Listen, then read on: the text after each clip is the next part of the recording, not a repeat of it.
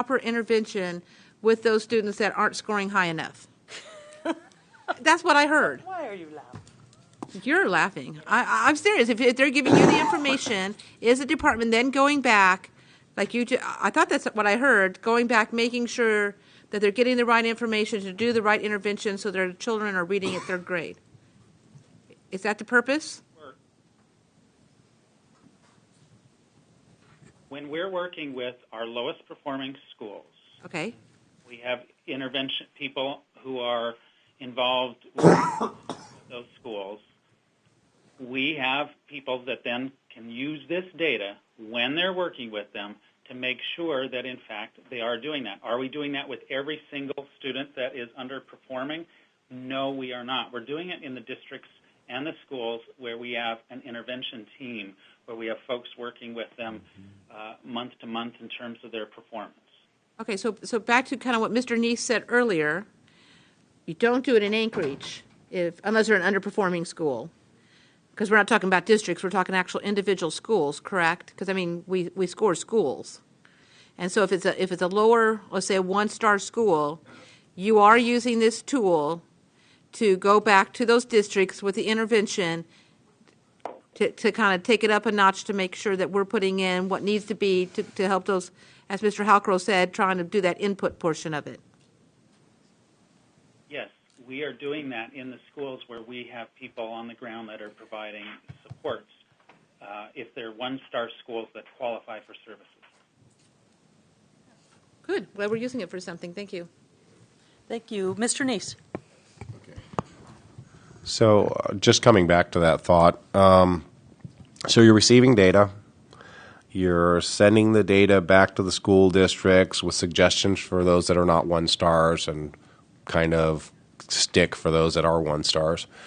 And do you see, you're looking at the interventions, are you recording this anywhere? I mean, each kid in the state has a school ID number, basically. Do you take a look at little Johnny Joe, and he was in a one-star school, so he popped up on your radar. The school threw intervention at him last year. He had a 218 in second grade. He has a 215 in third. Do you keep looking at him, 213, 212, 211? Or do you feed back to the parent on that? Or what exactly happens? Because it sounds to me like they're taking a test and producing a score. The score is being reported to DEED, probably because of the money that's involved. I know in Anchorage they did measurement of academic progress in response to instruction as feedback so that they could kind of cater the instruction. But it doesn't sound like you get the information and try to log it together if the school isn't on your radar as a one-star. Is that correct? First off, this is a screening assessment for teachers to use. That's its primary purpose. If we have a one-star school, and that one-star school has a team of people working with that school, or a person working with that school that is either a contractor for the state or someone from the state is going to work within that school, then they're going to look at all the data. They're going to have all data on the table to discuss. So what are you doing about it?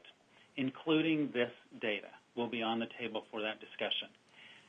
I don't think that intervention person necessarily needs to know what's happening to Johnny. What that intervention person needs to know is, are these teachers dealing with all these kids? Are the strategies you are utilizing working? What strategies are you using? If they're not working, identifying other strategies. That's the role that person plays. And so it's making sure data is utilized at that local level. And again, that's what's happening in schools across the state, in high-performing schools and all the schools. But when we have underperforming schools and we have a team there, it would be ridiculous for us not to put all the data on the table in the discussions that we're having when they're out there working with the teachers in the classroom, who are the people who need to use the data for the students' benefit. Okay, but it is being shared with the parents, so the parents know, or is it just being shared with the district, the teacher, the child, Because it seems like the loop is teacher, district, state, teacher, district, state. The kid's sort of there because they're generating the number, but I don't hear it teacher, parent, district, state. It doesn't look like it needs to be sent to the parent, and I'm just trying to figure out why you would only do it with one-star schools. I mean, the parent's pretty much the biggest thing you got going that can be, your obstacle or your support when you're educating a child. So I know some people want to opt out of testing, but I don't think they want to opt out of finding out whether or not their child reads. So is there a component in there where this information, and I was looking at it online, and it looks like it's just a scale score, so then you have to go look up and get the grade equivalency and stuff. Is that shared in a format of a scale score plus a grade equivalency? Or is it just, hey, your kid got a 218. Well, is that good or bad? Well, here's the range. I mean, it would be nice to know that my kindergartner came in and he's reading like a kindergartner. And then as a first grader, he's still reading like a kindergartner. And second grader, still reading like a kindergartner. And then the little alarm bells are going to go off in my head. And you may not need the district and the state to step in there. So I'm just wondering, is in your loop of that information, is the parent provided that information? The answer is yes. It is provided to parents. Okay. Thank you. Mr. Covey. Thank you, Madam Chair. I'd just like to speak to this topic. When we began this hearing today, we looked at student achievement, we looked at reading levels, we looked at scores, and there was a lot of concern expressed about where our students are, the proficiency levels, and so on. This tool is a valuable tool in giving classroom teachers information to use. And to respond to David's question, I can't imagine a teacher not sharing this information with the parent during a parent conference, number one.